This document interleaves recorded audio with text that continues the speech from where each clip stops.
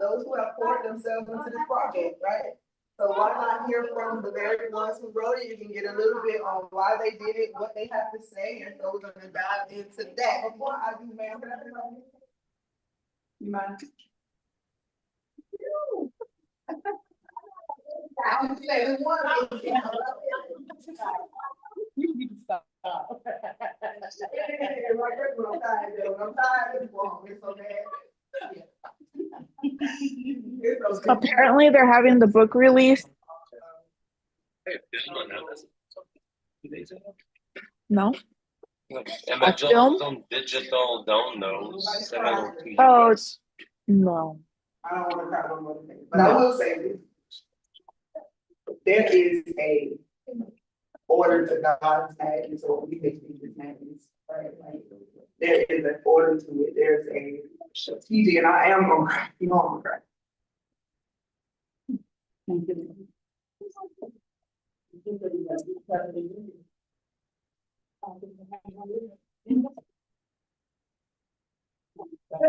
To God's madness, right? So.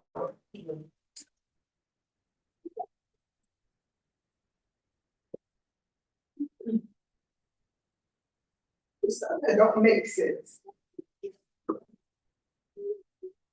Stuff that you like, this can't really be happening. You know what I mean? And sometimes it's not even the things that people. And you like, nah, not that one. It's not this. And then you have a decision that you need to make. And it's a tough decision because there are so many moving parts. If I do this, this don't happen. If I do this, this don't happen. And I just hear God say to tell you simply,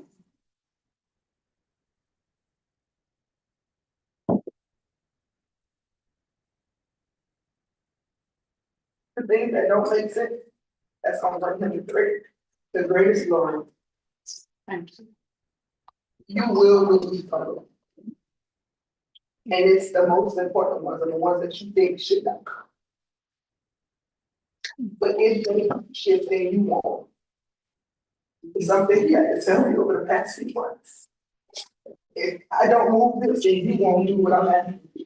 You won't do what you agree to.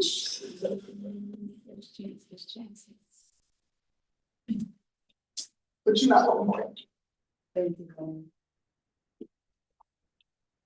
You're not gonna break. You practice looking the part. Because growing up, you had to do that anyway, because people thought you could play with everybody else.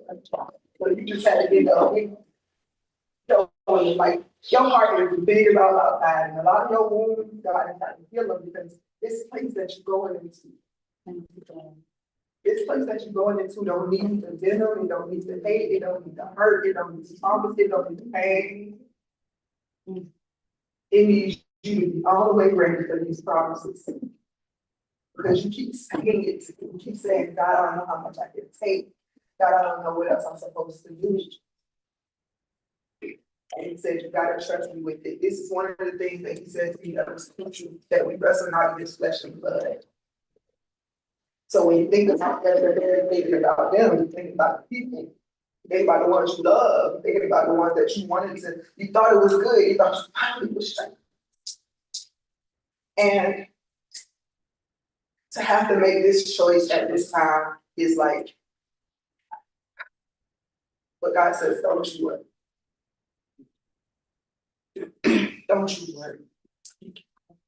Because it was a promise.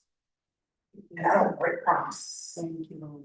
What we feel sometimes is we want the promise to be with certain people. We want the promise to be with certain things. We want the promise to look like something. But he knows what's behind all of that. You feel me? He knows that, yeah, it sounds good, it feels good right now, but in about 3 years, you're gonna be trying to make a real big deal, sign some papers, and that individual is not gonna be in a place where they can hold you up. He knows. And he's gonna give you the words to you. The promise is sure. I also want to apologize for every prophet.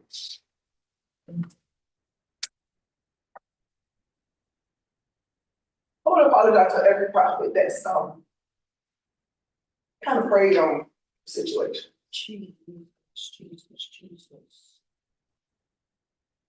Yeah, it was selfish game. They were accurate for the most part, but it was from a difficult, a wrong place. So you didn't feel supported, you didn't know what to do that day, you didn't know what questions to ask, and really what's really going on.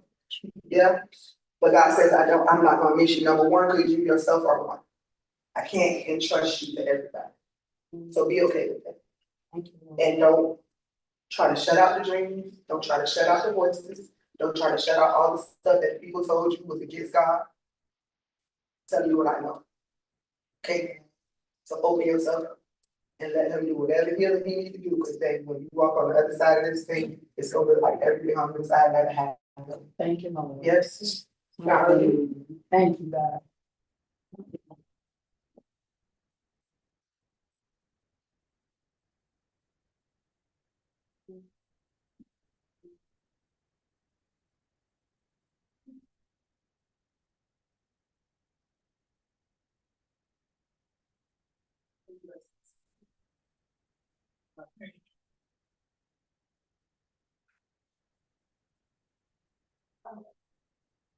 Mr. Lobster say, yeah, can y'all join us up here?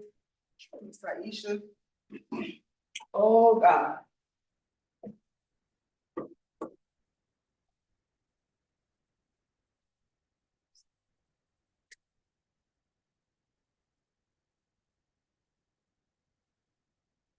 Hey, y'all, on the camera. See, look, okay. Hey, y'all, on the camera. You ain't even laughing at y'all, so I'm gonna try to talk from here, but I'm gonna have to turn this way. I don't know what I'm doing. Maybe I should. I don't want them to not be able to see my face, yeah. All right, let's do it. Hey, all right. Hey. All right, y'all, so I'm trying to dry it up, All right, so we talking about motherhood. First of all, congratulations on the fact that you were able to birth, to conceive, to make whole, to do all these different things that mothers do that sometimes feels like, who did it right? Right? These are the things that we can't always talk about. So let's talk about some of the stuff we can't talk about today. Stuff that we don't always feel comfortable talking about. But before we do, I want everybody to introduce themselves. Y'all got an order? So let's do that first. And when you're talking, go ahead and unmute. If you're not talking, mute back. Can y'all do that for me? So we're gonna start with the first person. Who is the first person? I think that's me. Can we hear? Yeah, I can hear you guys. Sorry, I apologize. I'm actually at Disneyland right now because it's my sister's bachelorette party. Hold on, sorry, just a second. Hold on. They can hear you online more better than we can hear you. Okay. Can you hear me?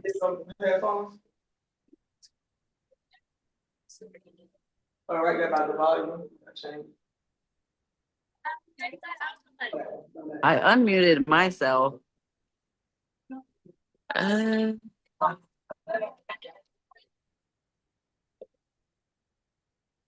Hello. It's not.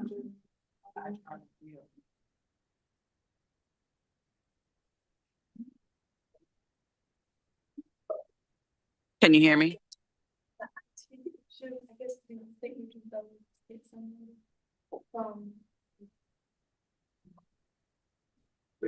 Oh, they can't hear me.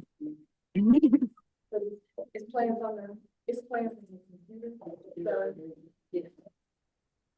All right, ladies, we're about to get them to come in and see if they can check the sound and put it together with, so we can hear you as well and not just the Zoom. Okay. I don't wanna miss nothing, Miss Sonia. I don't wanna miss nothing.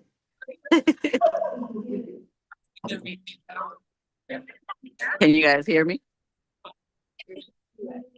Seems like everyone on the Zoom can hear me.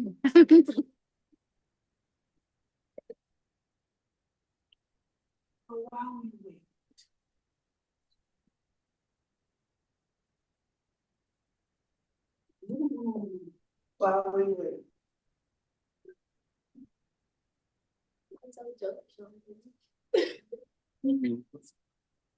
Can you guys hear yet? Oh, they're still figuring it out.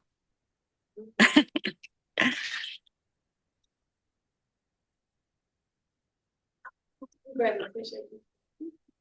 I feel like it's not, it's fine.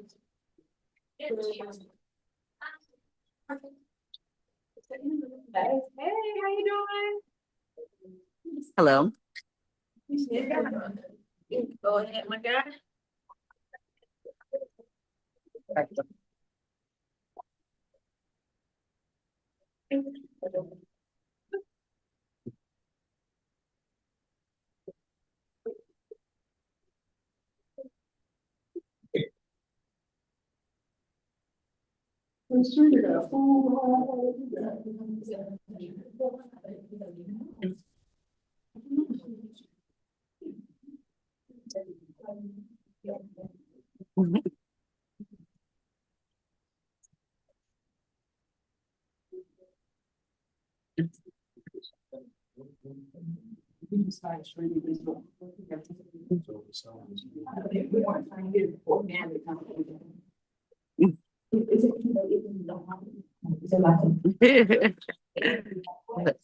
Where am I by?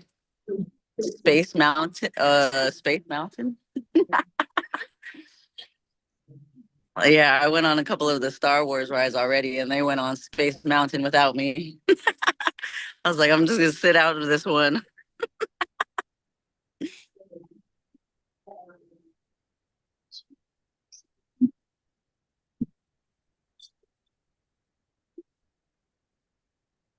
Okay.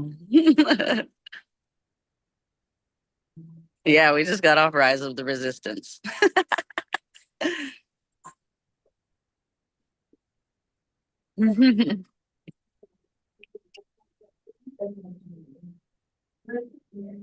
I was like, let me come on and just introduce myself. He is assistant. Is it not working?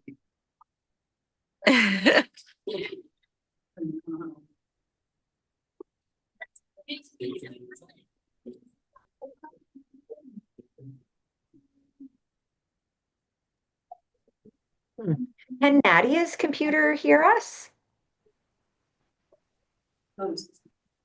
Right, like my Because maybe we need to put a microphone over by the computer. And so that way the room can hear. Do you think that would work? I don't know. It sounds like they can't hear at all. So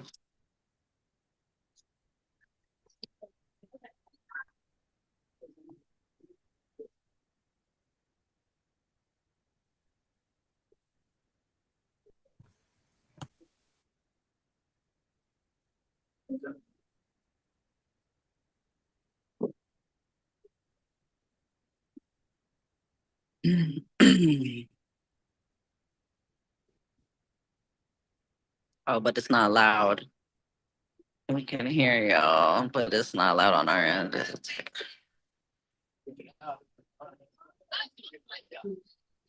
Oh, okay. So they could hear us a little bit.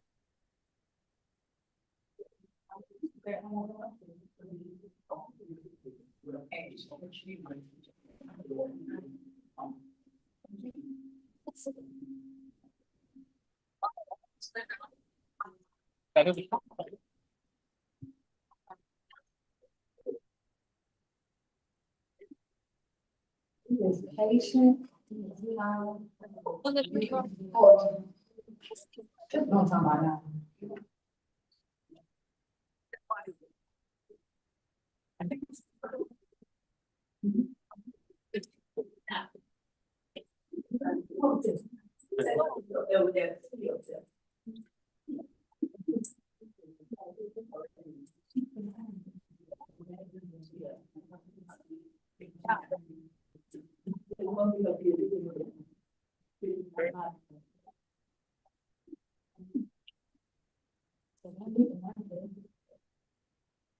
Yeah, give that to you. Okay.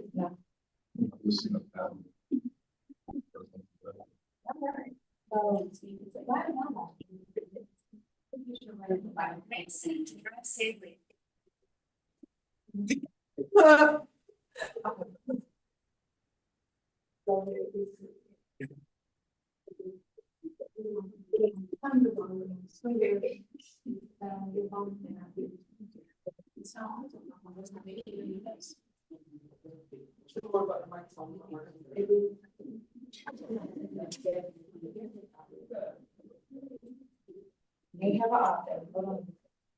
anything, motherhood showed us how to be patient, right? Yeah, Challenge that's of being true. a mom. Even when you're at Disney World. Yeah. Well, all right, Sonia, we got a little bit more volume, so I get to hear it all. Okay. So we're gonna have to be real quiet in this room so that we can make sure we hear everything you're saying. But go ahead and give us an introduction, please. 2 minutes, 2 minutes. Okay, I'll try and speak a little louder, but I apologize. I'm actually at Disneyland right now for my sister's bachelorette party. But I wanted to come on. I wanted to come on and introduce myself real quick. So my name is Sonia Achara. I'm from San Diego, California. My chapter in the book is called Warrior Mother, because I was actually in the Marine Corps for 14 years. I got pregnant with my son towards the end of my career in a command that was not very supportive of women Marines getting pregnant. And so I faced a lot of challenges. And then I even faced the challenge of a toxic relationship as well with my son's father. So basically, without telling too much, um, what I thought was like the worst time in my life, I was actually able to rise and like get back into my power and realize that we are more powerful than we know. And now I actually help women. I'm becoming a thought leader in the conscious leadership community, and I'm actually just working on that. And I've just become I've been able to help other women who have been through some of the same things as me. And so that's basically a summary A summary without of telling your. too much. Well, thank you, Sonia, for introducing next up. Yeah, no problem. All right. Hi, I'm Danielle Stewart, and I am from Ackworth, Georgia. And my chapter is called Empowerment Through Challenges Navigating the Stages of Motherhood. And that's basically what I what I wrote about. I have actually a lot in common with you. So I talk about how I grieved and everything. My brother's death, which was 15 years, but in the month, like me doing everything, becoming a single mom as a teen and everything else, I was also grieving and became a bonus mom of a 4-year-old. So as soon as he came into my life, it was like a few months after my brother had passed, and he saved me in a lot of ways. And now I'm a single mom again of a 12-year-old, and my boys are grown men. So, and I'm a grandmother. But I hope that any mom can relate to any part of my chapter, because I've been through so many things, and as we do, it just makes us stronger. So I share ways that help me heal, and I hope that people get something out of that. And it was a big, huge blessing to be part of this, and I'm so grateful for you. And being here is very special because I haven't met you in person. So I'm just so thankful for everything that you have been through and that you have shared and that you allowed us to be part of this project. And I actually am introducing you, so I hand the mic to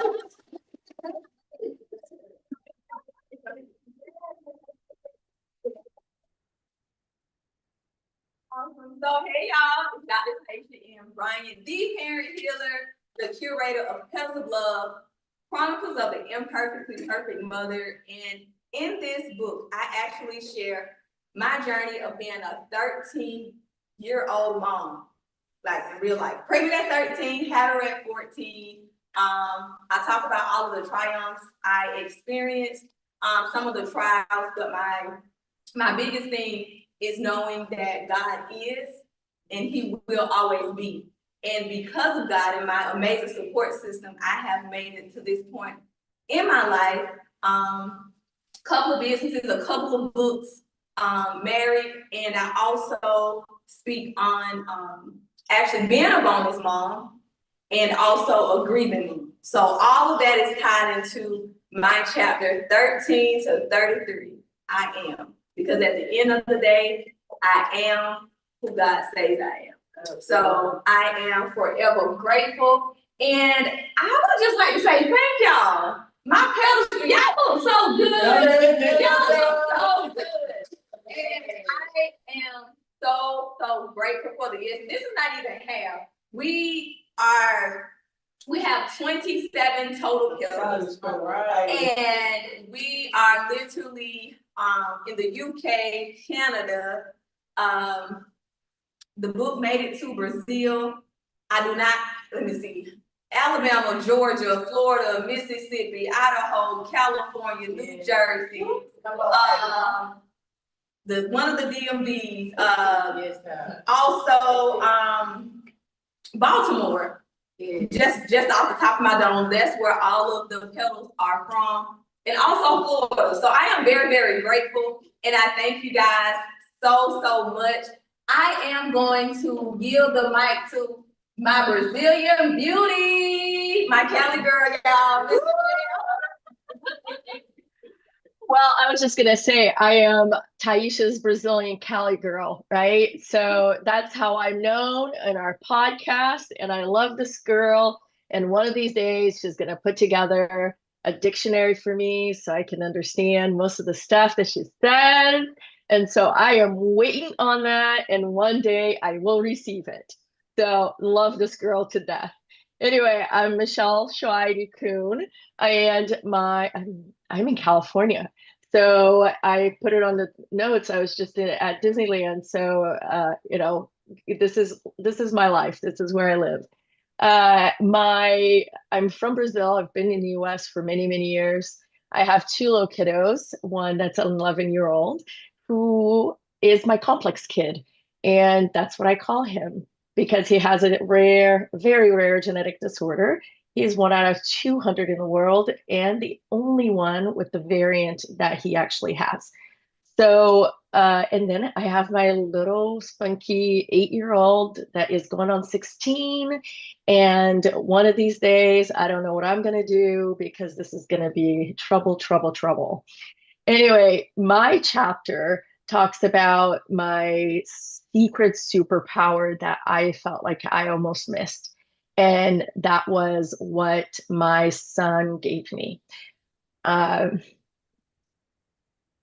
It was an amazing feeling actually putting this together and trying to get these words out, kind of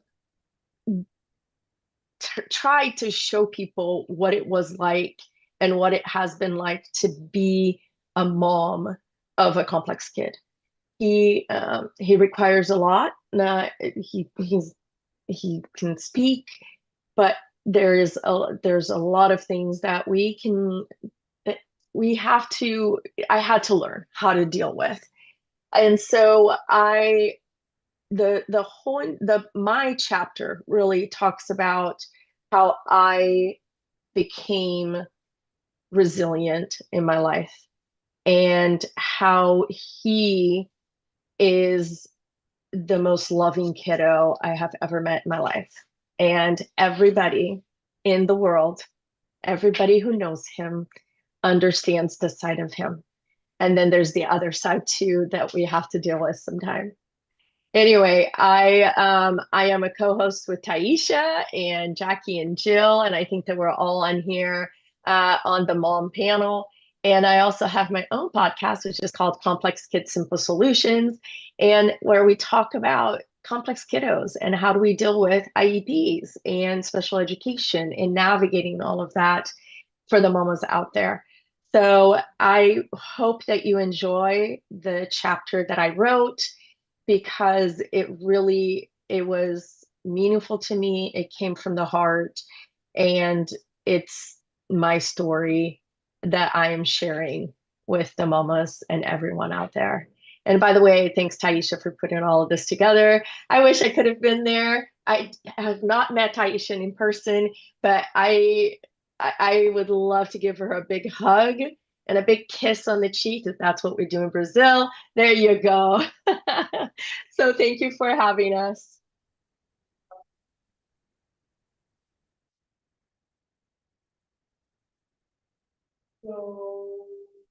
Oh, wait. So I don't think Dr. Sarah Grace is here. I don't see her on that. And then I don't think that Paris Graham. Oh, wait. I'm jumping. Samika Guilford, is she on? I don't think she is either, but I do see Chastity Grady. So that's who's gonna go next. Awesome. Thank you. Thank you. Hey, everyone. I'm Chastity Grady. I'm super happy and excited to be a part of this book, Petals of Love. So thank you, Taisha, for the vision that God gave you. My chapter is about I asked God for five.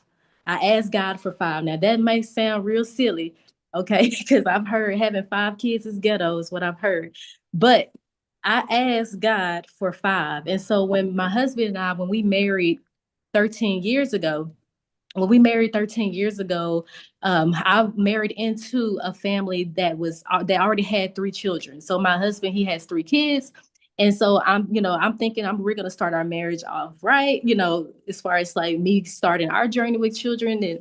And so my book just talks about, or my chapter of the book talks about, the journey that I went from stepmotherhood in order to get to biological motherhood that did not include me giving birth to five kids and being okay with the journey of being a stepmother, because sometimes people think that, oh, don't say stepmom, say bonus mom, or say that you're the mom. And I want to respect people in their own journeys. They have, my stepkids, they have a mom, and I'm okay with saying that I was a stepmom, or I am a stepmom, because of my personal journey to get to my own biological motherhood, which I desired. And there's no shame in that. And people are wanting to desire their own biological motherhood. And sometimes that includes medicine, which is the route I went in regards to how I did conceive two children, and being okay, because God gave people wisdom.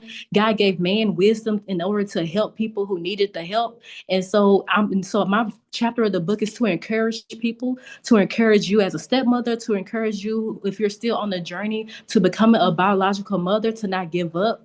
And at the end of the day, even though I asked God for five, he still gave me five, because I started with three and now I have two, and that's the five. So I'll yield the mic on over to Jill.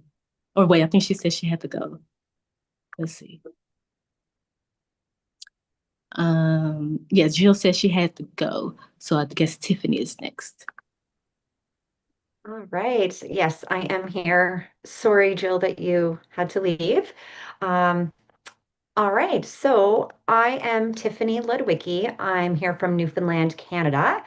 My chapter is I love my kids, but um, in this chapter, I hope to inspire a surprised mom to keep going and to keep faith above our planned life, our planned idea of life, because God has better plans for us than we have for ourselves.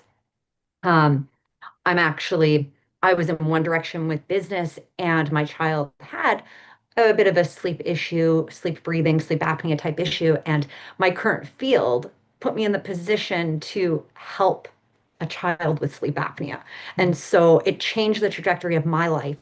And because of that, I also resolved my sleep issues and snoring, and now can help families because I can help increase a parent's energy, reduce their anxiety, let them live their healthiest, happiest life.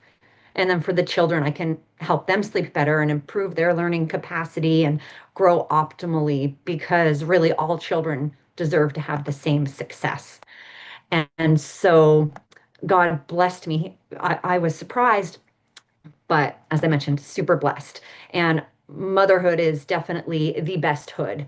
And its lessons on patience and on presence are always blooming. So I can be found on social media platforms as Mind Body Mouth or mindbodymouth.net. If my portion of the book brings anything to you in order to inspire you to keep on going and have faith and sleep better. So I yield the mic to Jacqueline Knoll to share her chapter in the book. Hi, everyone. Thank you, Tiffany. Very nice to meet you, by the way. I'm another Canadian, actually, here in Quebec, Canada. Originally from California, but I'm in this beautiful country of Canada now, and it's amazing. So I hope that, with this, I am also before I continue, I'm also one of the co-hosts for the mom panel with Taisha. Jill, we just missed her. I am so sad. But you guys would have met Jill and you still can meet her by listening to the mom panel. But she's a joy to be around. I love to hear her speak as well as Michelle. Taisha, I do want to give you this time to, just to really thank you, because you'll see if you ever follow us on social media that I always wanted to be part of a book and or be an author of a book. And so my chapter is called Unsacred Silence. And I am a Latina, which means a lot of things for a lot of people. But specifically in the book, I talk about how in our culture, women, we have the expectation to wear a lot of hats. And one of them is to, when you are in a toxic relationship, like I was in my 20s, just silence it, just not say a thing. So as I was also in my Christian faith, walking in my Christian faith, I had a lot of struggle with the concept of being a wife, a mother of two. I was pregnant at the time, and then also accepting the toxicity in my marriage. My family was not supportive of a divorce and a separation. And so I go into the feelings of those raw emotions I had at the time of being pregnant, and also having the demands of culturally fulfilling a title of a perfect mom. So all of that, I think, speaks to my culture, but also I want to encourage mothers that are in my culture and similar cultures that, imperfectly perfect, right? Just like Taisha well puts it. And, and that's what I describe in my chapter. I wish I could, talk about so many things right now, but we don't have a lot of time. So I will end with the fact that, I just wanted to thank each and every one of you. And I'm happy to meet you, and let's do this. Let's do this launch of this book.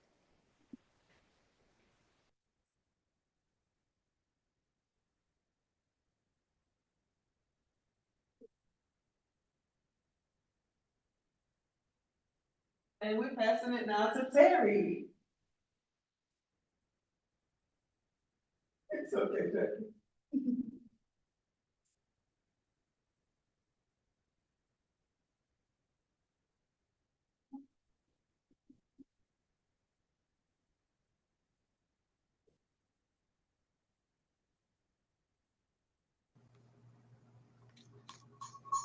Hi guys, I am so sorry. You got mute. All right, sorry. So, as you might have figured, we are multitasking. I can't even see myself. I feel so bad. I might have to hop over there. We're in the same room, y'all. We decided to have a little listening party. Hey, thank you so much. It's so good to see everybody. Y'all, I'm out here on the grill, and we just got a lot of things going on. So, I just wanted to say thank you again, Taisha, for this opportunity. It has been amazing. I'm out here in Baltimore. Woo woo. And we're just super excited here. My chapter is called The Mother Piece. And it just talks about, it's really like an abstract synopsis, talking about the mother piece. I too, like Taisha, was a teen mom at 15. I didn't really have like a blueprint. You know, I really feel like my parenting style, I didn't even think it was a thing, but apparently it was a very organic, okay? So I wrote about the mother piece in the book, and I hope you all enjoy it. I'm sorry, like I said, I'm at the cookout and I don't have the list in front of me of who to pass the mic to. I'm just being very transparent. Fran, who I'm passing the mic to? Wait a minute, y'all. I got to call on a fellow paddle, okay? Hang on here. Siobhan Schofield. I'm passing the mic to you, Miss Paddle. Bye, y'all. I'm getting back to these burgers, but I'm listening. I'm listening. I think Nicole is next. Hello, everyone. I am Nicole Smith, and I'm from Zachary, Louisiana. And my part of the book is talking about strength in the stretch. And what that means is God had to stretch me, and my God, did He stretch me, because I have twins. I have a daughter that's hearing impaired that has cerebral palsy, and I have an older daughter that I divorced her dad actually a month before she was born. So God stretched me so much in this chapter, but I want to inspire those women that are young, going to school, trying to work, trying to make ends meet for their children, trying to make sure that their kids are okay, and still doing what they need to do to be the great person that they want to be. And those are the people that I want to touch. Those are the people that I want to inspire, because I know that it's going to be hard. I know that it's going to be difficult, but in that moment, in that time, take that moment to say, I got this and I can do this. And if I can make it through with 4 girls and twins and a child that's disabled, then I know that you can make it through whatever God is putting you through as well. So never give up, never stop pushing.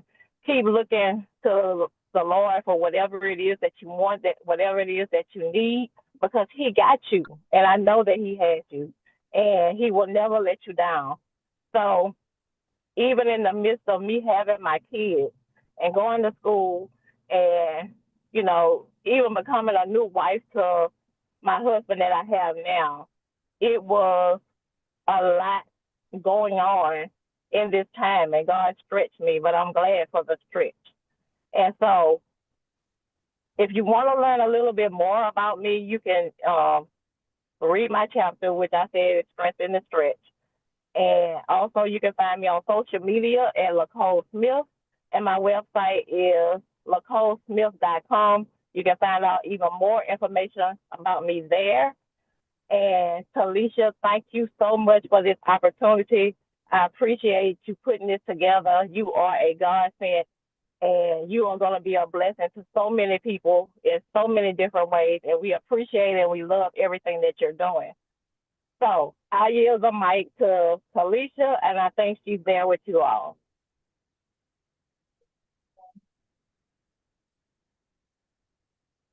Lauren said, hi, Lauren.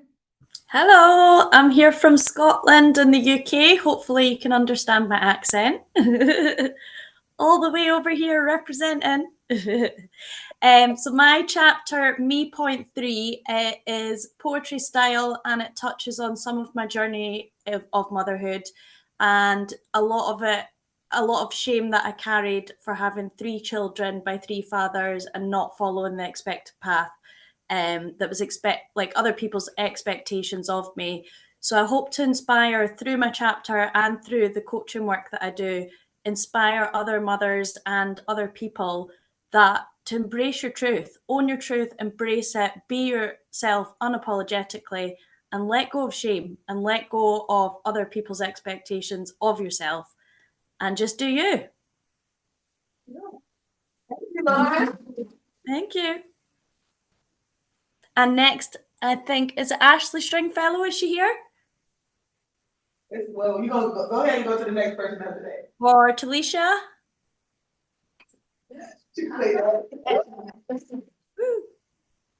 So my name is Prophetess Talasha. I am so many things. What am I doing today? I'm a prophetess, I'm a mother, I'm a mentor. I am also an author of a prophetic dream book.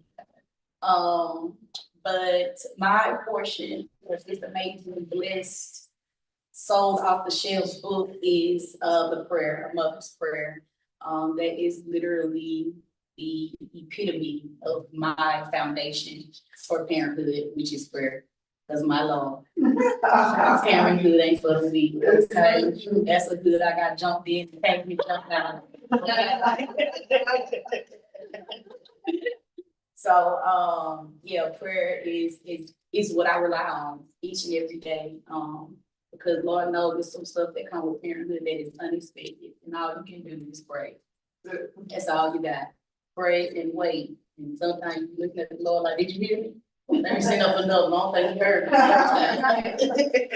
It's me on Lord.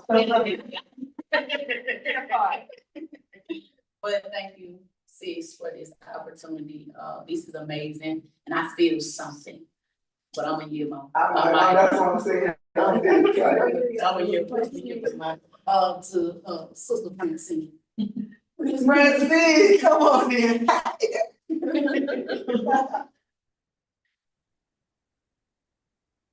Hey everyone, can you hear me?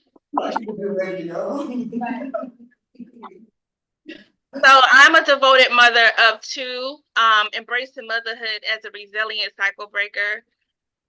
When I came across Petals of Love on social media, I immediately fell in love with the title and the vision and was immediately inspired to share my story. I have always been honest about the imperfections of motherhood, especially as someone who struggles with a mother wound. It runs deep for me. And so back in 2016, when my daughter, who is now 8, was born, I decided to go no contact with my mother. I've made 3 attempts to make it work with her. And honestly, no child should have to try that hard. And the reason why the mother wound cut so deep for me is because my mother was still married to the man, my father, who abused me. And so when you decide to have children, you must be intentional about your healing, right? Which means letting go of anyone and everything that can hinder your healing. And I had my son when I was 19 years old. He'll be 18 in a month. And we basically grew up together.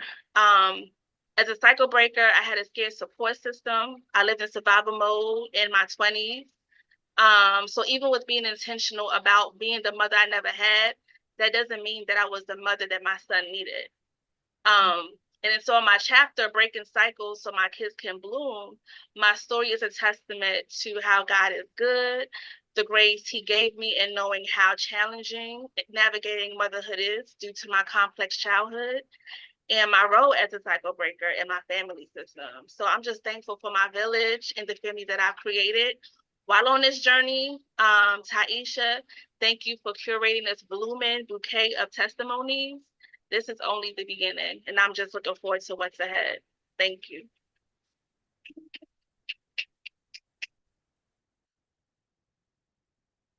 Miss Trina, how are you? Come on and introduce yourself. Auntie Trina.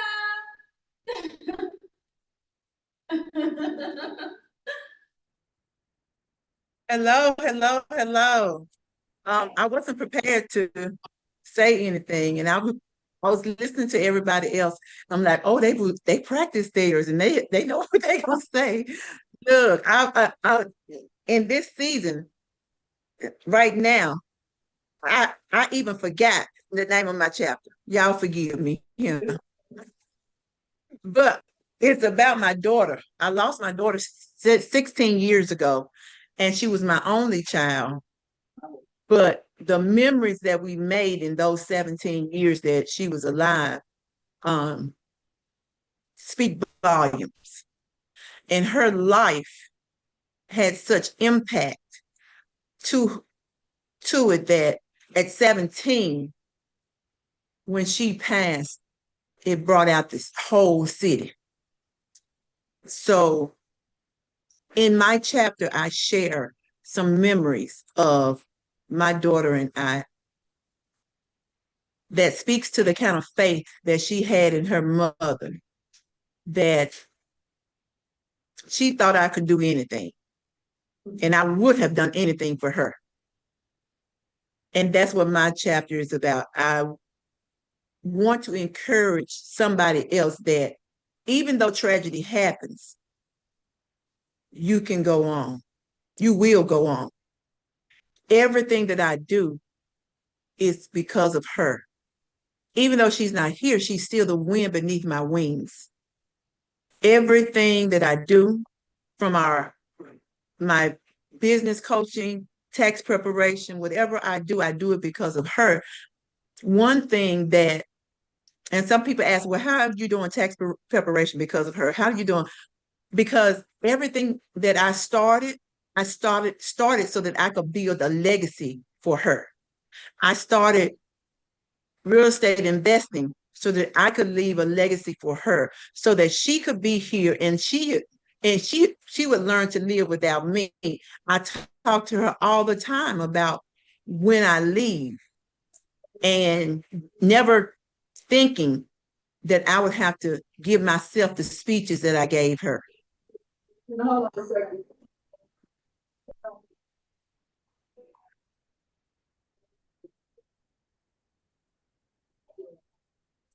Is everything okay?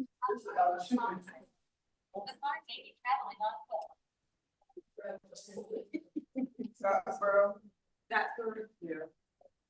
We sorry, Miss Trina. Y'all good? Is everything okay? But we just had a whole alert and it blew up everybody's phone in the room. Oh, okay. Okay. Yeah, so that's what chapter is about. If somebody has a book there, just go and look in there on page 21, I think it is, no, 67, and tell me what the name of my chapter is. I'm still doing it for you or something like that.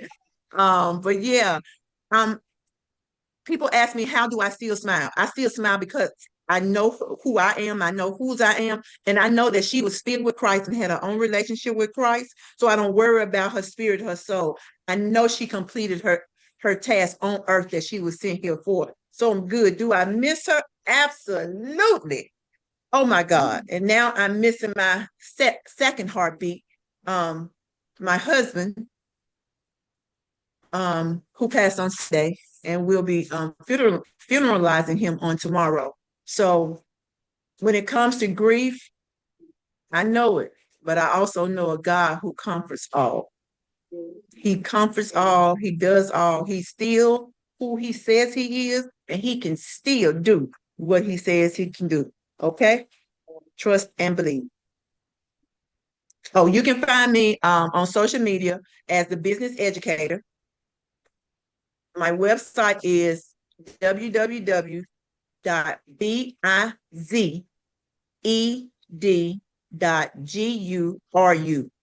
That's www.bized.guru, because I'm the business educator guru.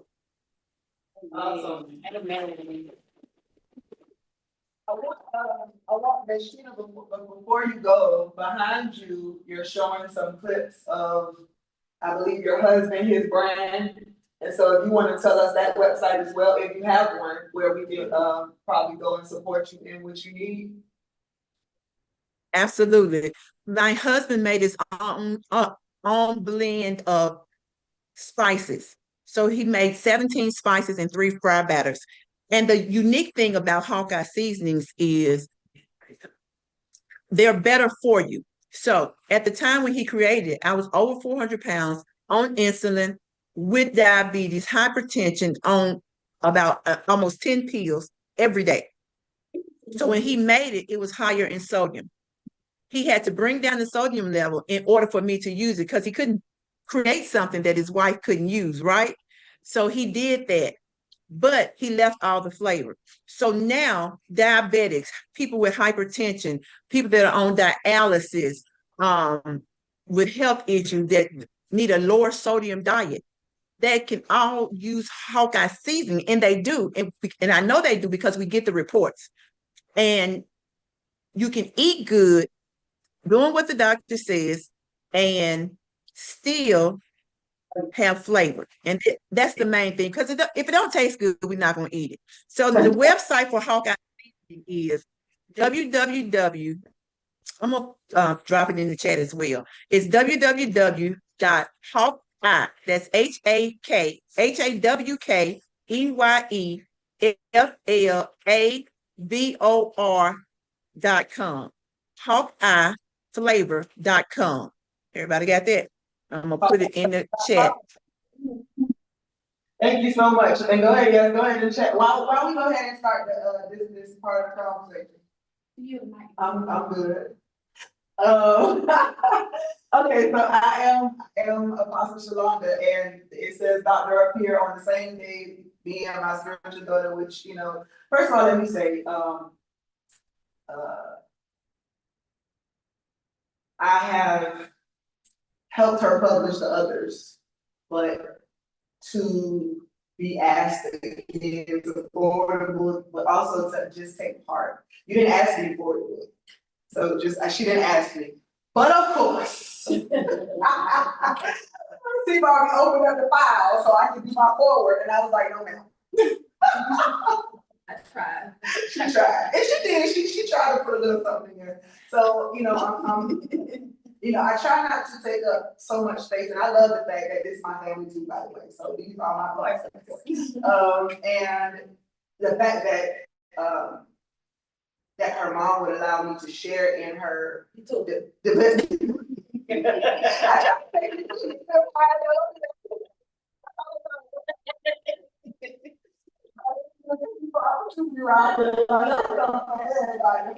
but I love them so much, and so it's my honor, my privilege to be able to help her to thrive. And so on the 31st of May, we were together getting our honorary doctorate with she's been there. So she knows the challenge, and she knows why that honor was so important for me. But just to say that it was important for me because of people like me. It was important to me because of people like you, Taisha, who allowed me into their world to help them to sort through things. And I'm a longevity person. So how many years has it been? 11. It's been 11 years. So we've been doing this thing for a while. So this particular project right here, where she decided that I'm about to do something innovative. You know, other people have published anthology before. It's not like it's a new thing, but it's her new thing. Yeah. And she stepped out to say, this is something that I'm gonna do. She had her coach, she's doing her thing, she did her lessons, and I get to watch it unfold. As I sow into her life something that, you know, she could have probably learned how to do by herself, but why do it when I'm present and I do it? While I'm going through my own situation. And so it's my privilege, it's my honor. I'm so proud of you ladies. I'm so proud of you ladies. I'm so proud of you ladies. Even the ones who may have already published books before, and you probably think this is not a big deal, but it's a big deal. It's a big deal because there are going to be people who read these words who are going to say, that's me, and they've already endured it. So let's talk about that for a second. So this is what we're going to do. I just want y'all to make it interesting. Give me 2-line sentences, maybe 3. When I ask the question, give me your answer in 2 or 3 lines. All right? This is the way we're just gonna kind of keep it moving, make it a little bit interesting. I'm gonna start in the room with us. So, Danielle, the absolute, and yep, I'm about to get real with it, but the absolute worst part of parenting. Because like we can talk about the great stuff and they wonderful, they beautiful, but you know, what's the thing let me just say this, what was most challenging for you? Okay. Well, I also had a neurodivergent son who has many diagnoses. So that was the most challenging thing for me. I was a single mom of the 2 boys for a long time. And trying to protect both the boys who are very close now. But my one son, when he first got diagnosed at 4, practically almost killed the other son. So being in between two sons, literally, and trying to figure out, I think I was like 24, I don't know, but I'm like 22 maybe, and I'm trying to figure out, okay, God, give me the strength. I don't know what to do. I don't want him to hurt him. I don't want him to hurt himself. I don't know what to do. And so that was the hardest thing for me. That's way more than 3 sentences. But it's good. I have run-on sentences. But though. no, it's okay because that's an important place. I think I heard Michelle talk about having a complex kid. And there are also others who have children who may have circumstances where you have to literally adjust your life. And you just said something that was like, you got 2 kids. I'm stuck in the middle of the both of them. What do I do? You know, I love him, but I know that this is real. So we're gonna talk a little bit real right now, Michelle. Since she ushered in the topic, we're gonna come to you because many people fuss and argue about being parents, but many of them have no idea what it means to be the parent of someone that is complex. So give me your spiel. I know I said 2 or 3 sentences, but at least keep it short enough. But help me to understand the real behind how you felt being the mother of a complex kid at first. You're putting me on the spot, aren't you? I like being on the spot. It's okay. This is why I do what I do.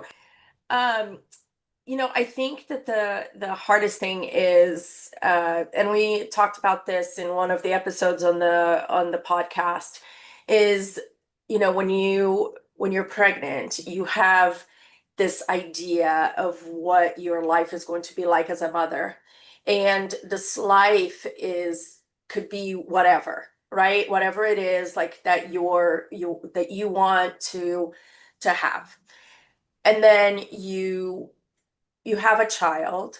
Mine was in the NICU for a month, so you're dealing with that, and then you're learning how to be a mom of a kid who's in the NICU, and then you have to go home and go to sleep without that child. You have to leave your child at the hospital, which is kind of backwards, and then things just kind of, you know, progress, and then you realize that your life is not necessarily what you had thought when you were pregnant.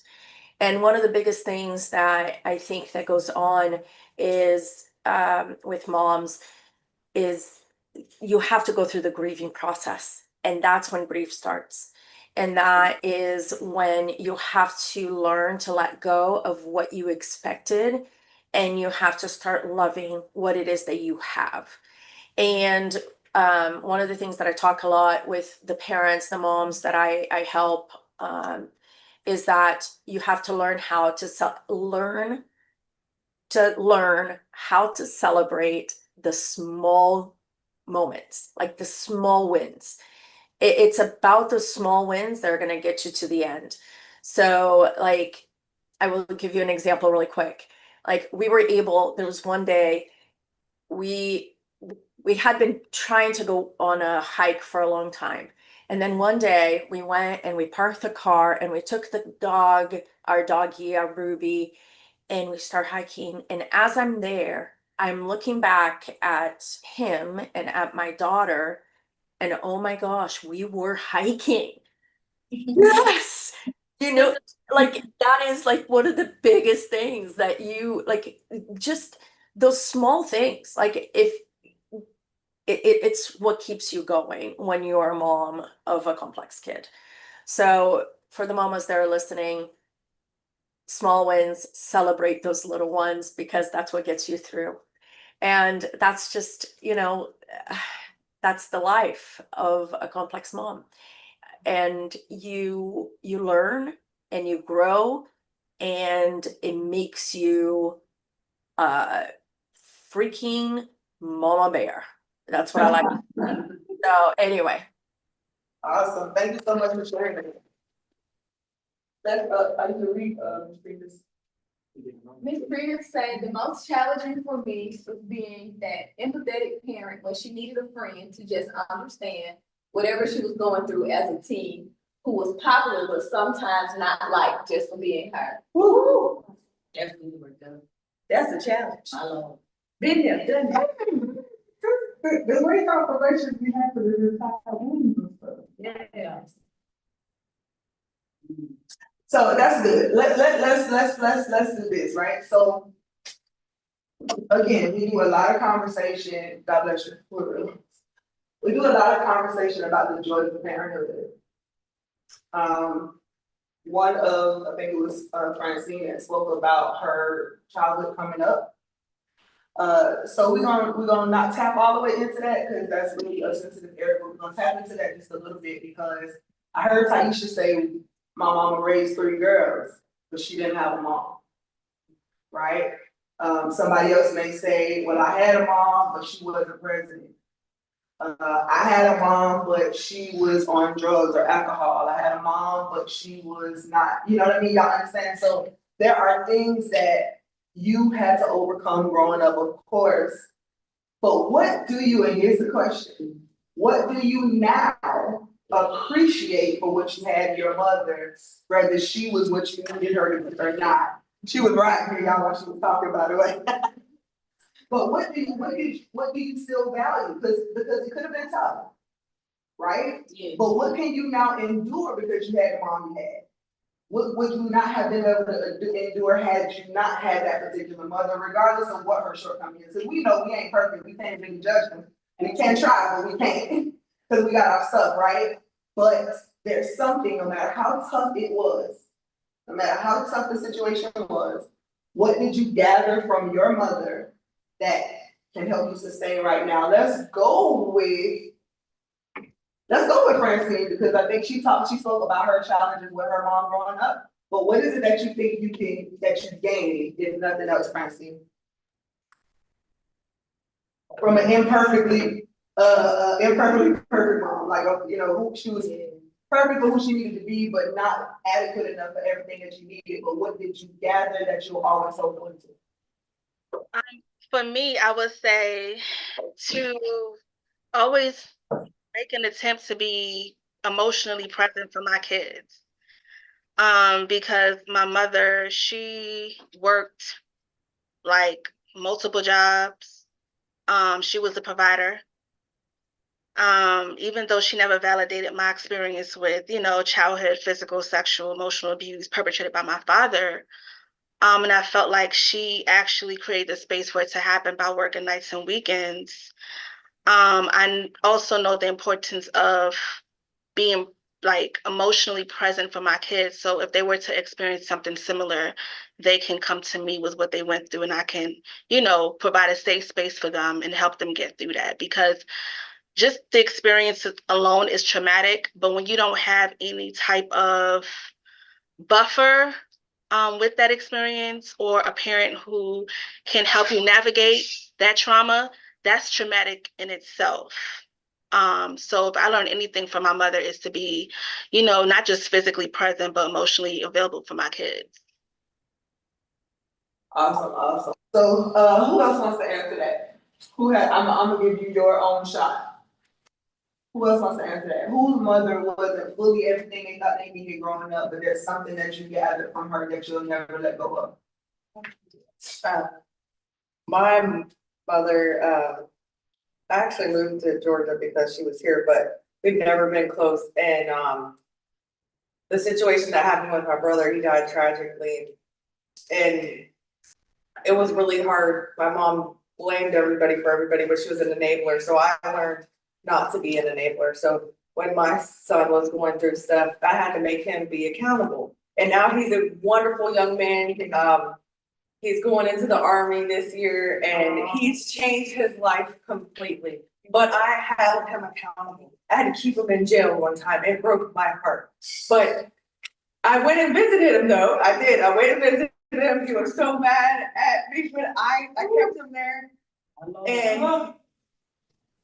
And he never has been back. So it's such a blessing. But anyways, I learned that from her, from seeing what happened with my brother, him dying at 26. I said, I'm always gonna make sure that they know right from wrong. And I love you. I will always love them. But now he thanks me for that. So I learned that from just watching her, and I did the opposite.